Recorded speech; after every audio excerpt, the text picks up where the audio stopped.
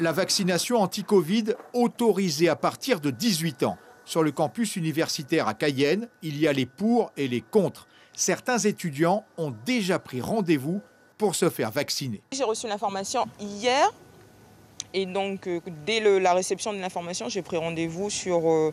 il y avait un lien qui était marqué sur la fiche et j'ai pris un rendez-vous pour mes 2 injections. À long terme, on sera obligé de se faire vacciner et d'autre part, c'était une façon aussi de me protéger. Bon, je sais que ce ne sera pas à 100%, mais au moins de se faire vacciner. Je serai prêt. Je serai prêt à me faire vacciner, oui. Je pense que c'est important parce que nous, en tant que jeunes, on est souvent dehors parce qu'on a besoin d'être dehors, de vivre des expériences. Donc je pense que c'est une bonne chose. D'autres étudiants sont réticents.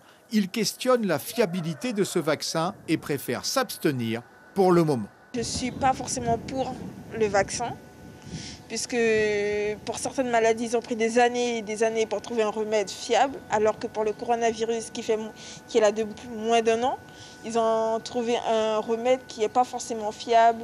Je ne le prendrai pas parce que c'est sur l'ARN messager qu'ils étudient le vaccin. Et comme j'ai étudié ça en terminale, et c'est ce qui permet le codage de l'ADN. Du coup, c'est très risqué pour le métabolisme. On a les avis favorables de certains médecins, de nos médecins locaux, des conseillers. Ils nous disent qu'il n'y a rien à craindre, mais il y a toujours ce petit,